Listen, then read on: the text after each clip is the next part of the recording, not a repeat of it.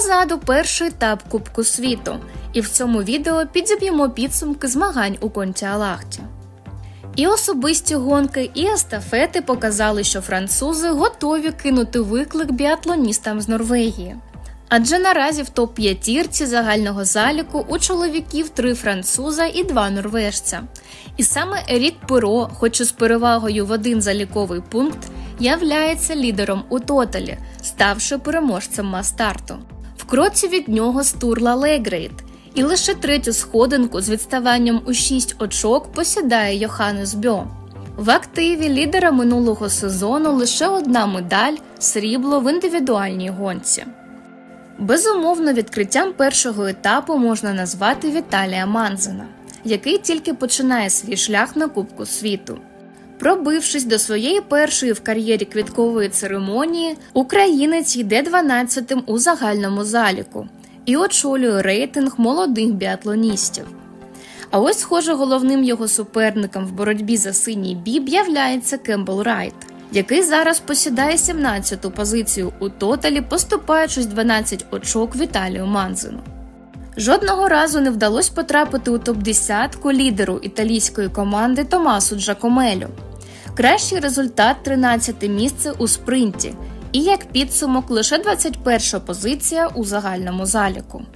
Невдалий старт сезона і у Йоханнеса Дали Шевделя, який минулий сезон закінчив 3-м у загальному заліку, а на етапі в Контіалахті не зміг фінішувати вище 21-го місця.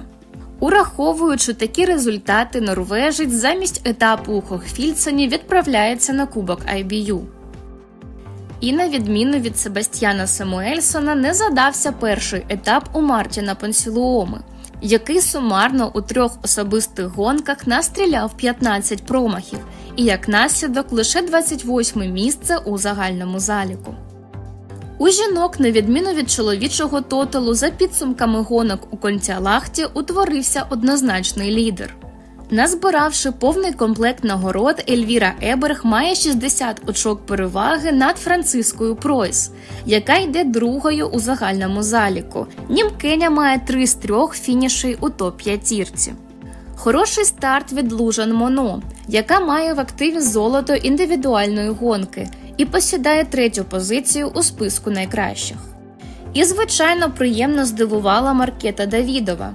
Після 2-річного застою чешка нарешті піднялась на подіум і одразу на першу сходинку, випередивши усіх у спринті, що дозволяє їй посідати 4-те місце у загальному заліку. Чудовий домашній етап у виконанні Суві Мінкінен, яка, окрім того, що здобула свою першу в кар'єрі особисту медаль, усі гонки закінчила у топ-15, і як результат 5-та позиція у загальному заліку. А відкриттям цього етапу у жінок, вважаю, по праву можна назвати Еллу Хальварсон, яка, окрім золота у парі з Самуельсоном, здобула срібло в індивідуальній гонці, і це в 3-му для себе виступу на Кубку світу. Кращою молодою біатлоністкою за підсумками першого етапу являється Осеан Мішлон. Лише 1 заліковий пункт переваги має француженка над Юлією Танхаймер, якій двічі вдалося потрапити у квіткову церемонію. А ось для кого старт сезону видався невдалим, так це безумовно для володарки минулорічного великого кришталевого глобусу Лізи Вітоце. Через травму спини італійка пропускає перші 3 етапи і таким чином припиняє свою боротьбу за тотал у цьому сезоні. Так само, як і Інгрід Тандровольд, яка весь етап боролася з проблемами з серцем, знялась з мас-старту і замість Хохфільцену вирушила до Норвегії на обстеження. І провальним можна було б назвати старт сезону для Жулії Сімон рівно до мас-старту, де француженці вдалося здобути срібло і як наслідок піднятись з 49-ї позиції у загальному заліку на 13-те місце.